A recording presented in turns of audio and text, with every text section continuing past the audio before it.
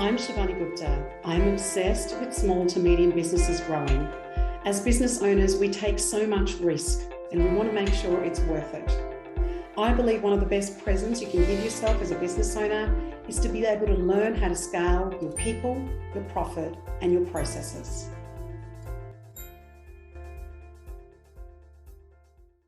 Hello, everybody, and welcome to Grow Your Business podcast.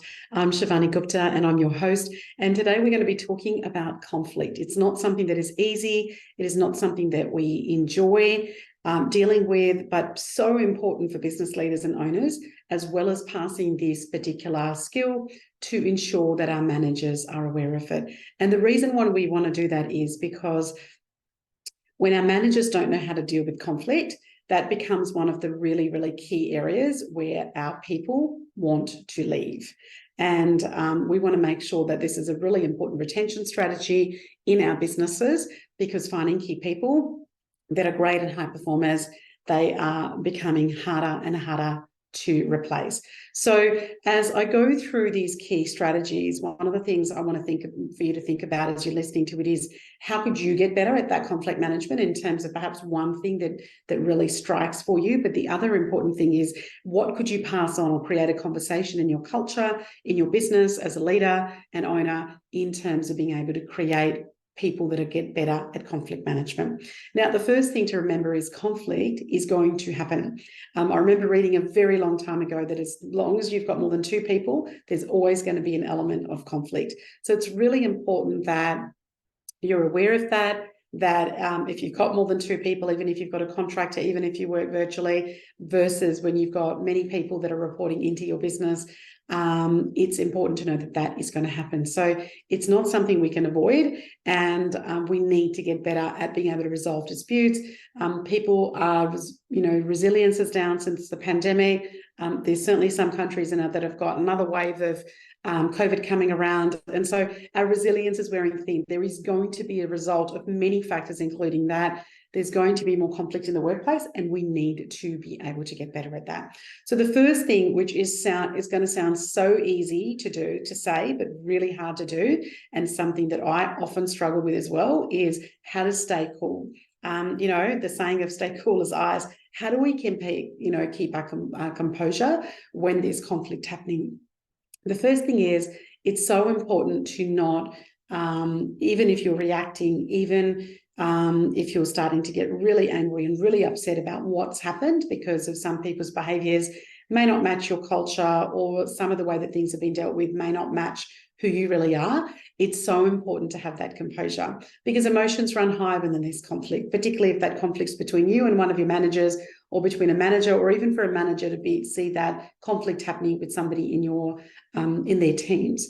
So learning how to take deep breaths, really becoming centered, really becoming grounded, making sure that you start to really ground yourself in, and that will allow for a lot more self-control. That is so important to do. And it's also really important because your reaction is what people, as a business leader and owner, that everybody's going to be watching for. And if you react, and you go with your first emotion and that reaction, it's not going to be great. So I know that sounds really simple, but difficult to do. Best way I found that to do is to take some really deep breaths. I usually, if I get really upset about something, my inhale and exhale is a ratio of 1 to 2. So, for example, I might be inhaling for 4 deep breaths. Nobody needs to know I'm taking deep breaths, but I'm exhaling for 8, which means I'm getting rid of more stress, more carbon dioxide out of my body. If I'm starting to react, it might just be 4 and 4, for example. So just deep breaths, connect to yourself, grounding. The second thing I want to talk about is having the right mindset. So what do I mean by that when it comes to conflict? Well, we often think of conflict as, oh my goodness, like this is going to take up more time, more energy. This is so difficult now, and I've got to go away from the task and the path that I was on to now go and resolve that, and our customer don't like the product or services, or it wasn't matched to what their desired outcome was. So they give us some feedback. And sometimes that feedback is not very easy to take, and we can react to it. So look at that as a business leader and owner, the fact that if you want your business to grow, we want to be able to take that feedback, from genuine customers who've gone to the trouble of giving us some feedback. We want to dissect that feedback, and we want to be able to look at that. And we want to be able to look at that as an opportunity to be able to improve our product and service. The same thing happens with conflict in the workplace. By shifting that as an opportunity and something that's happened that might take you obviously away from your work, look at this as an opportunity. Imagine working out how, by resolving it, perhaps you could prevent other issues of this nature happening.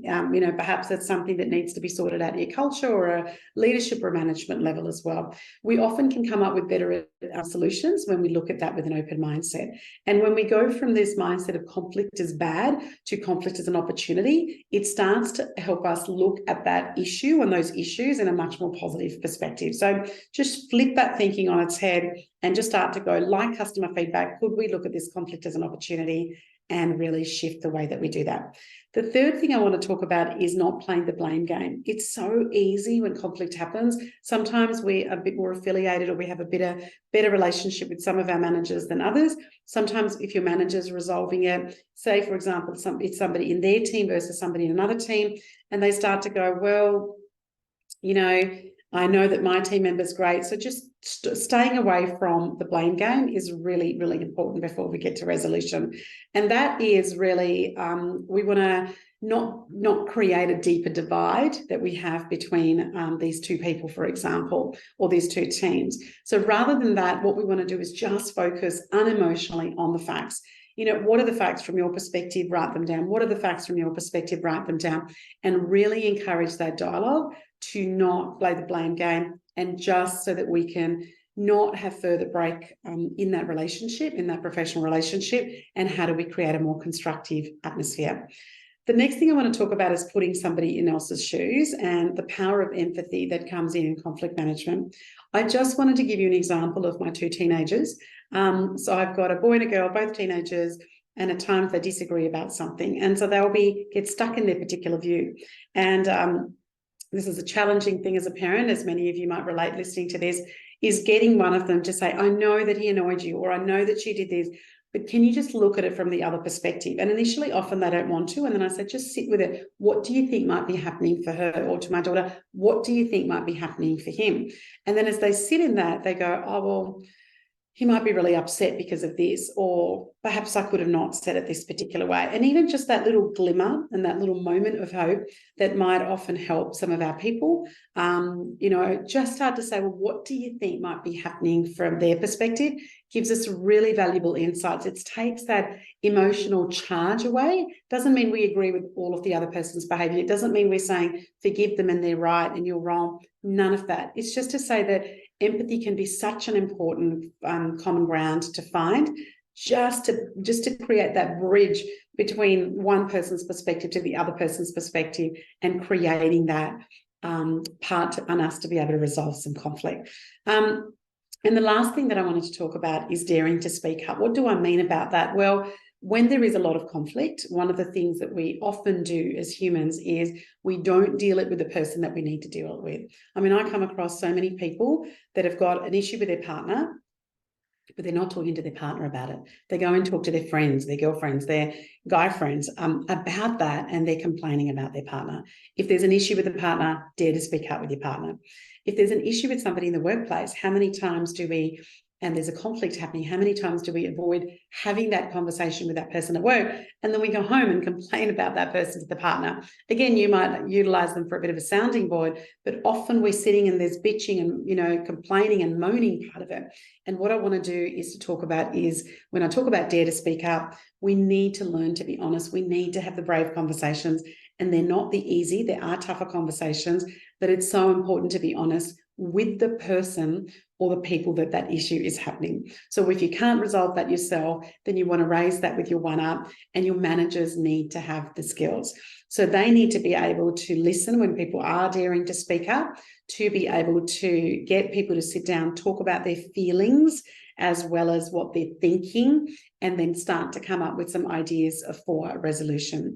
Not a very easy topic to cover. I know that I could probably keep speaking about this topic for the next 2 hours, but I wanted to just, talk more about some guidelines in terms of being able to set that up. So even when you're setting this up with your manager and passing this information on as a business leader and owner, same information, just giving them the tips in terms of, making sure that they know how to have the empathy for the people, but also getting the people that they're dealing with the conflict to have that empathy as well. Making sure they don't play the blame game, and also passing it to the two people that they might be bringing together in the conversations to say, please don't play the blame game. So passing some of these guidelines on to some of your key managers, making sure they've got more support. You might also need to give them some further training. And it's so important for us to be able to support the managers in our businesses as business leaders and owners so that they can deal with conflict. We know that the number one reason around the world, irrespective of the size of your business, small, medium or large,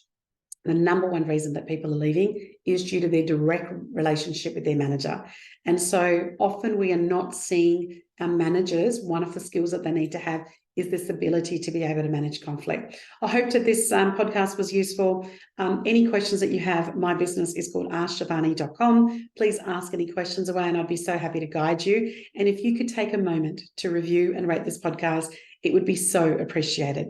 Thank you for tuning in.